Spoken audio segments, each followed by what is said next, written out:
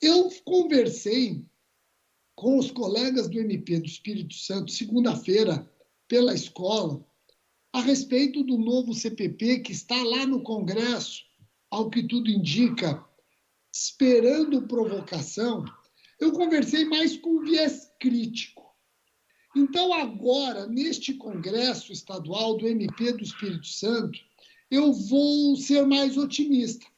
Se me permitem, eu vou trabalhar aqueles pontos que estão no projeto, na mais recente versão, e é uma luta, é uma maratona para encontrar a mais recente versão, porque são várias as apresentadas, e aí eu tive que, até com a ajuda do Pedro Ivo, encontrar a mais recente versão. Então, em cima dela, eu vou destacar, se vocês me permitem, os pontos positivos, aqueles pontos que são interessantes para o Ministério Público brasileiro. Eu ia utilizar slides, PowerPoint, mas por conta do tempo que eu tenho e para não atrapalhar o conteúdo e o máximo de informação no menor espaço de tempo possível, eu vou abolir a apresentação e vou dialogar com todos. Vamos lá.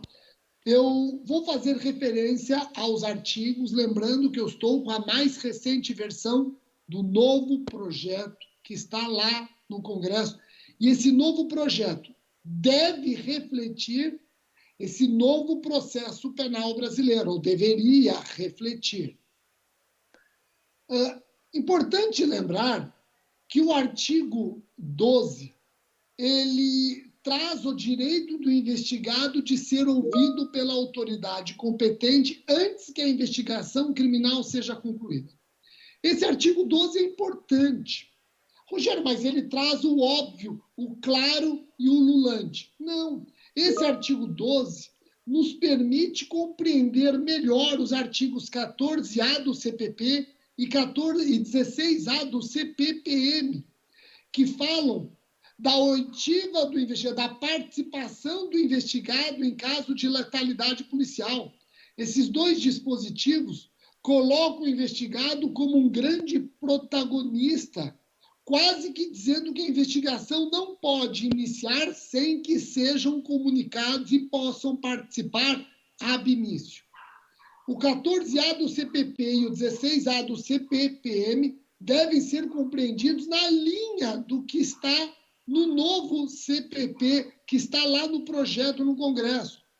Eu vou ouvir o investigado em letalidade policial quando a participação dele não colocar em risco a própria investigação. Então, aqui eu vejo como uma mudança salutar, uma mudança importante.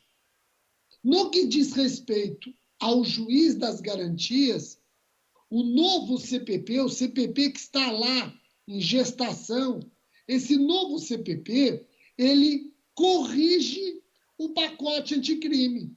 O pacote anticrime inaugura o juiz das garantias no nosso Código de Processo Penal.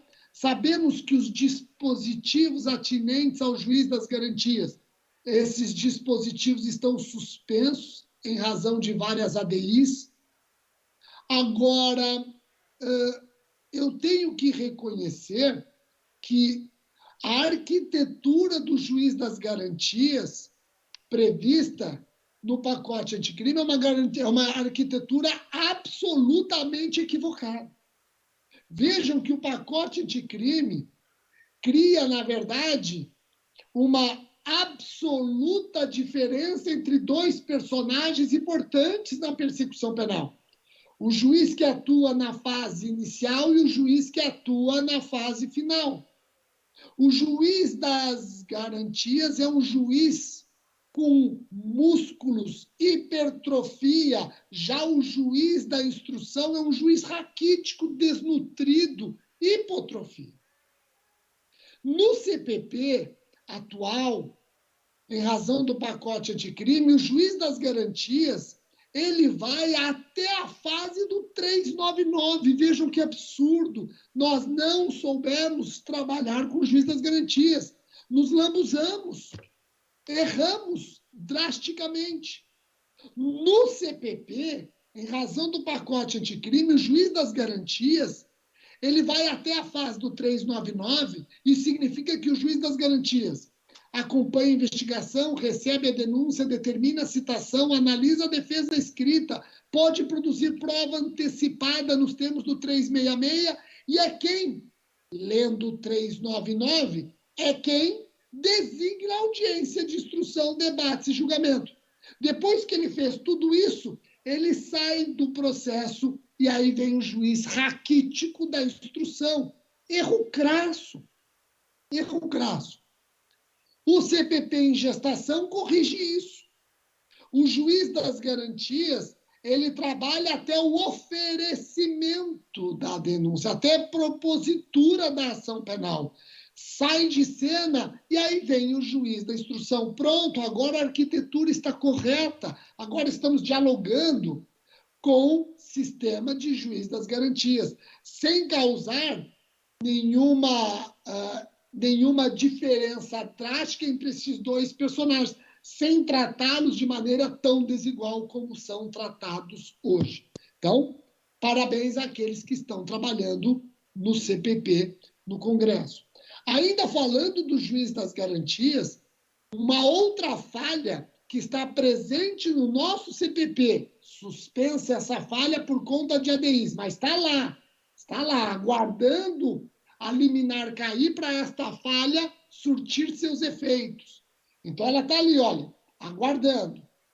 O juiz das garantias, ele também tem que se certificar de que, com a denúncia, não estejam presentes os elementos colhidos na fase pré-processual. Como assim, Rogério? O pacote anticrime diz que tudo aquilo que foi produzido na fase pré-processual não acompanha a denúncia.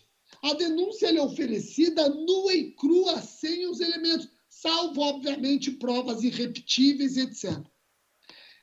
Alguns interpretaram o pacote anticrime chegando exatamente a essa conclusão. Eu, desde o início, tenho batido na tecla que não é a conclusão correta, mesmo na vigência da lei atual.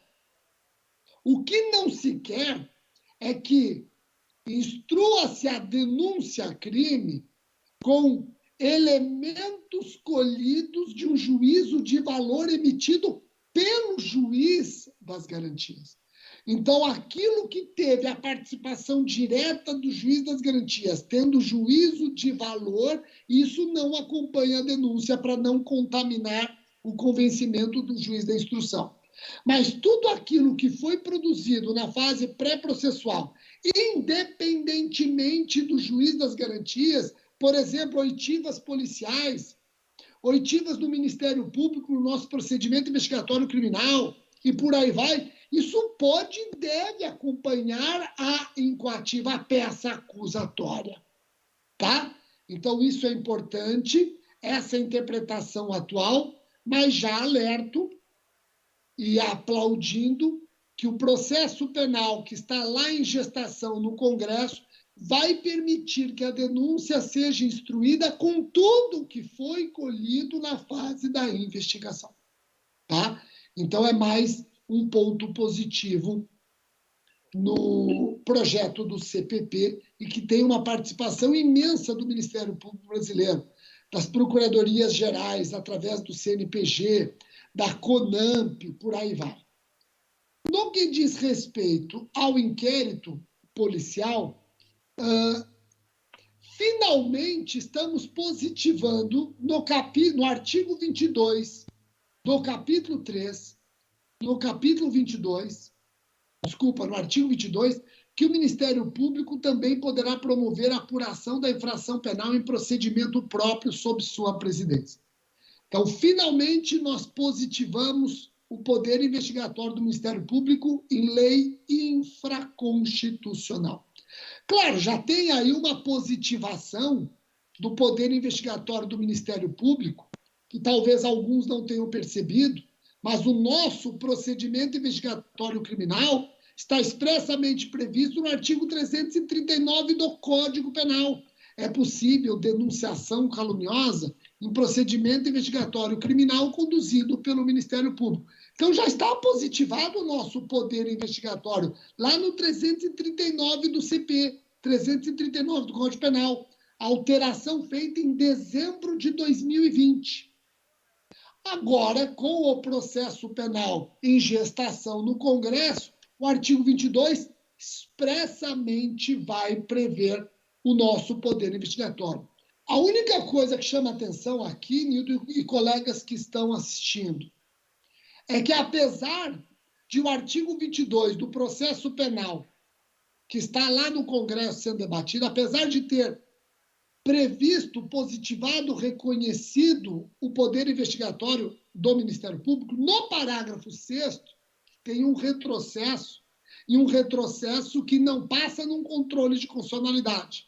Diz que o controle externo incide o controle externo exercido pelo Ministério Público sobre as atividades policiais incide somente na atividade fim das polícias. É uma restrição do nosso controle externo, uma restrição de um controle que aparece como missão constitucional, está lá na nossa Bíblia Política. Jamais, penso eu, o legislador ordinário pode desidratar o nosso controle externo. O nosso controle externo está bem hidratado na Constituição Federal. Como é que pode o legislador ordinário desidratá-lo? Então, esse parágrafo 6º, se persistir, penso eu, não passa num controle de constitucionalidade. Bom, tem algumas críticas para serem feitas com relação aos prazos de conclusão do inquérito, mas como eu me comprometi aqui somente a tecer os pontos positivos, eu vou direto para o arquivamento. O arquivamento que diz diretamente respeito à nossa atuação no Ministério Público. O processo penal que está sendo debatido no Congresso respeita a sistemática inaugurada pelo pacote anticrime, ou seja, o arquivamento, em regra, deve se submeter a um controle interno, um controle de um órgão de revisão do próprio Ministério Público. O promotor de justiça promove o arquivamento, comunica a vítima, o juiz das garantias, o investigado e a polícia. A vítima pode, a depender do caso, a vítima pode provocar o órgão de revisão a não admitir aquele arquivamento, a não homologar o arquivamento. Agora, preste atenção, aqui tem um ponto que o processo penal que está sendo debatido tem um ponto importante, porque busca resolver o que hoje, na prática, já se está discutindo. Eu, Rogério, promotor de justiça, na sistemática do novo artigo 28 do CPP, que está com eficácia suspensa, mas quando cair a liminar, eu, Rogério, promotor de justiça, vou arquivar o meu inquérito policial, vou promover o arquivamento e vou submeter ao órgão de revisão. Perfeito. Agora, todos os arquivamentos, não importando o fundamento do arquivamento, todos os arquivamentos são submetidos ao órgão de revisão, mesmo se o fundamento for causa extintiva da punibilidade, prescrição. Então, o órgão revisor vai atuar em todas as promoções de arquivamento, independentemente do fundamento? Hoje tem prevalecido que sim. Tem prevalecido que essa sistemática da promoção interna corporis deve ocorrer independentemente do fundamento do arquivamento. No processo penal em gestação no Congresso, diz que se o arquivamento for com base em atipicidade, excludente da antijuridicidade, da culpabilidade ou extinção da punibilidade, o requerimento de arquivamento deve ser feito ao juiz. Ao juiz. Exatamente para dotar esse arquivamento de coisa julgada material. Eu sei que o Supremo entende que o arquivamento, somente com base em atipicidade e impunibilidade, é que sofrem as qualidades, que as suas qualidades sofrem a coisa julgada material. Agora, este projeto começa a flertar com a corrente que diz que não somente a atipicidade ou extinção da punibilidade, mas também excludentes de ilicitude ou culpabilidade devem sofrer a coisa julgada material, devem ser petrificadas. Então, o Ministério Público só submeteria a uma análise interna corporis quando o fundamento do arquivamento fosse falta de provas. Tá? Então, aqui é um detalhe importante que chama a atenção. No acordo de não persecução penal, houve uma evolução tremenda se nós compararmos com a primeira versão desse projeto do CPP, que colocava, inclusive, o delegado de polícia como protagonista do ANPP, e num erro crasso, porque o ANPP trata-se de acordo de não persecução penal celebrado entre partes, e o delegado de polícia não é parte. Então, obviamente, ele não pode se miscuir em temas de partes, em negócio jurídico processual. E o STF, recentemente, revisitando o protagonismo da autoridade policial na colaboração premiada, decidiu que a autoridade policial, se celebrar colaboração premiada, essa colaboração tem sua eficácia dependente da concordância do Ministério Público. A eficácia fica na dependência de o Ministério Público concordar com os termos do acordo. Bom, tentaram trazer este sistema para o ANPP, nós chiamos com razão, e a mais recente versão fez o correto. Retira o delegado, deixa de ser um protagonista. Protagonistas são as partes, investigado e Ministério Público.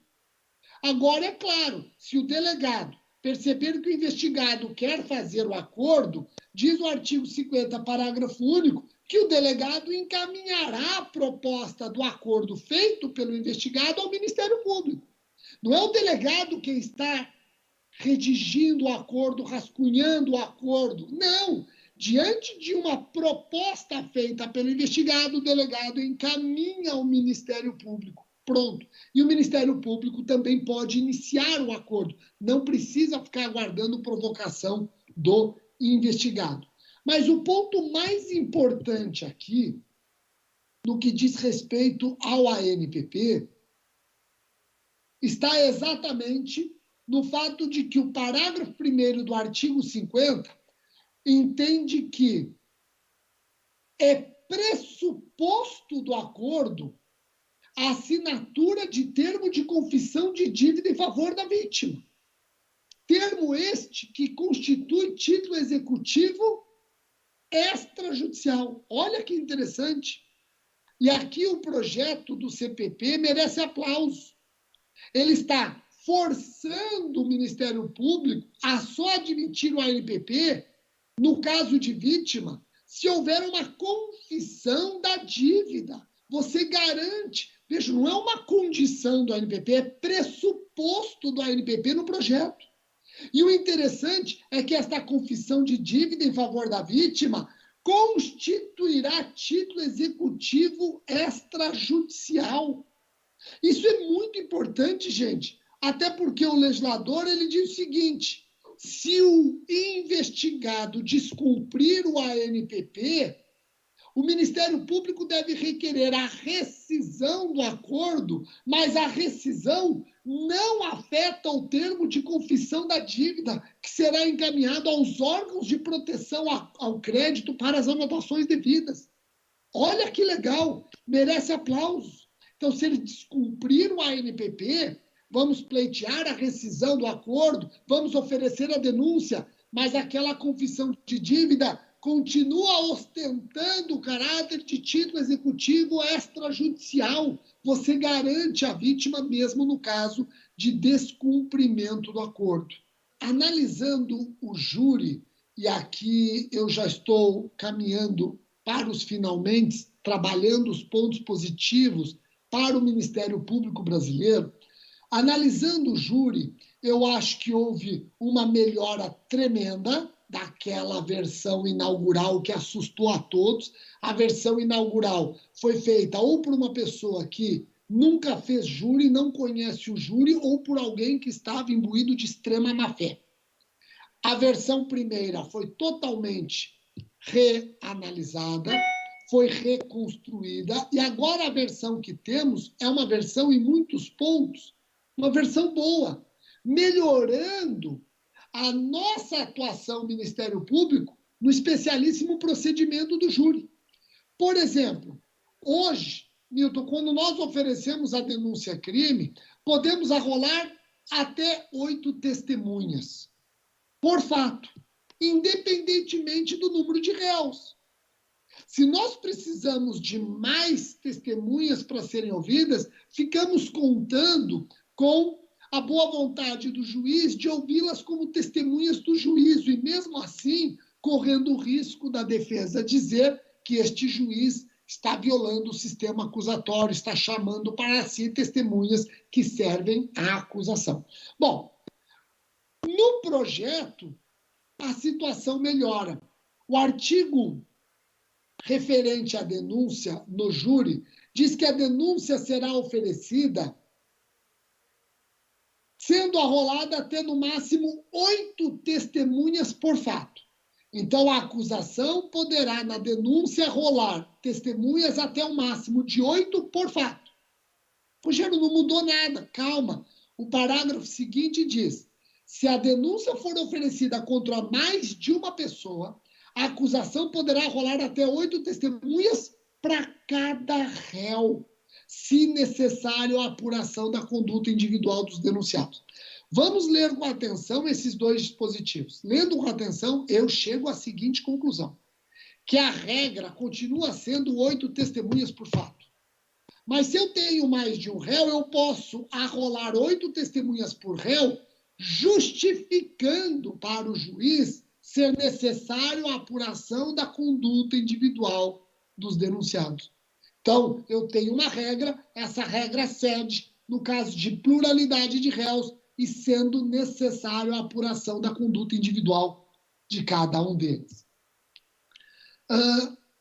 Um detalhe que chama a atenção aqui, alguns promotores estão comemorando, estão aplaudindo, e eu fiquei de trazer para vocês só pontos positivos, mas aqui eu sou obrigado a alertar que não é um ponto positivo.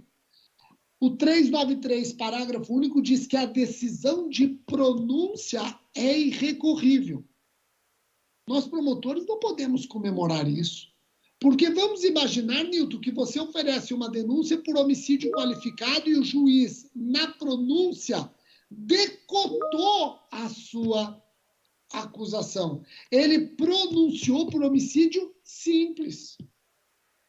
Essa pronúncia é irrecorrível? Você vai ter que engolir, então, que o homicídio é simples, sem pleitear ao tribunal a revisão da decisão que decotou as qualificadoras? Ainda mais hoje, que nós temos aí uma celeuma instalada, se dolo eventual convive ou não convive com qualificadoras objetivas e subjetivas. Então, eu não gosto de colocar a pronúncia como uma decisão irrecorrível. É uma decisão interlocutória mista, não terminativa, e que não pode ser irrecorrível. Como toda decisão interlocutória tem que se submeter ao duplo grau de jurisdição. Então, eu não gosto, por mais que seja aplaudida por alguns colegas. Eu gostei da aquisitação, eu acho que a aquisitação melhorou, e muito, gostei da aquisitação, e eu acabo a minha explanação aqui, obedecendo os 30 minutos, eu acabo fazendo o maior elogio de todos. O processo penal que está lá no Congresso definitivamente colocará no nosso ordenamento as digitais da execução penal provisória da pena. Nós sabemos que o Supremo Tribunal Federal, depois de ir e vir nessa história de execução provisória da pena, nas ADCs 43, 44 e 54, decidiu que não há que se falar em execução penal provisória, por conta do princípio da presunção de inocência, em especial por conta do princípio da presunção de inocência ou de não culpabilidade. Porém, eu não sei se os colegas perceberam nesse julgamento das ADCs 43, 44 e 54, que alguns ministros deram um recado, inclusive o então presidente da Corte, Dias Toffoli, que foi o voto de Minerva. O ministro Dias Toffoli, quando deu o seu voto de Minerva e decidiu pela impossibilidade de execução penal provisória, disse o seguinte: eu não vou admitir execução penal provisória porque não tem lei. E olha, eu não estou exigindo aqui uma lei com status constitucional. Basta uma lei ordinária admitindo execução provisória que eu, Dias Toffoli, já estou satisfeito. Já vejo campo fértil para execução provisória no processo penal. E ele disse mais: eu vou decidir contra a execução provisória da pena, mas essa minha decisão não alcança o procedimento do júri. E não alcança o procedimento do júri porque lá no júri tem um princípio que admite a execução provisória da pena, que é o princípio da soberania dos veredictos. Poxa, essas palavras do ministro ecoaram no Congresso. E o Congresso, por meio do pacote anticrime, autorizou a execução provisória da pena no júri, desde que a pena imposta pelo juiz na sentença fosse uma pena igual ou superior a 15 anos. E aí eu me questionava, espera um pouquinho, se o STF entende que é possível execução provisória da pena no júri, por conta do princípio da soberania dos veredictos, eu tenho a soberania dos veredictos independentemente do quanto da pena. Por que o legislador só admite a execução provisória da pena no júri se a pena é igual ou superior a 15 anos? Será que é somente nesse quantum de pena que eu consigo admitir soberania dos veredictos? Uma pena de 14, 13, 12, 10, 6 anos não é uma pena norteada pelo princípio da soberania dos veredictos? Um erro crasso, um erro crasso. Se eu tenho execução provisória no júri, por conta da soberania dos veredictos, essa execução provisória não tem que ficar na dependência de um quantum da pena. E aí o legislador, no processo penal que está no Congresso, corrige. E diz no artigo 465 que o juiz, ao proferir a sentença condenatória, determinará o início do cumprimento da pena, independentemente do seu quantum. Olha que interessante. Então, o processo penal que está lá em gestação vai sufragar a tese de que é possível execução provisória da pena, pelo menos do júri, independentemente do quantum da pena. E assim, eu trago aos colegas alguns pontos positivos que atingem a nossa atuação e que já estão no processo penal em discussão no Congresso. E eu trago essa palavra otimista, principalmente porque tudo isso que eu falei se deve ao trabalho, repito, do CNPG, se deve ao trabalho da CONAMP e de todos os colegas que foram instados a apresentarem sugestões. Aqui em São Paulo criamos grupo de trabalho, o CNPG, através do GNCCRIM, doutora Fabiana, doutora Selma, do Distrito Federal, criamos um grupo de trabalho, a CONAMP, e aqui saúdo o Pedro Ivo, também criou grupo de trabalho. Só podia dar nisso, um CPP que hoje começa a fazer sentido para o Ministério Público Brasileiro, em que pese ainda ter alguns pontos que vão merecer reflexão. Agradeço o convite, lamento eu não estar presente, espero que em breve eu possa estar presente em Vitória para reencontrar colegas, coisa que eu não faço há praticamente 2 anos. Obrigado novamente pelo convite, desculpa se eu não fui claro num ou no outro ponto por conta da transmissão ou por conta até mesmo da maneira como eu expliquei. Obrigado.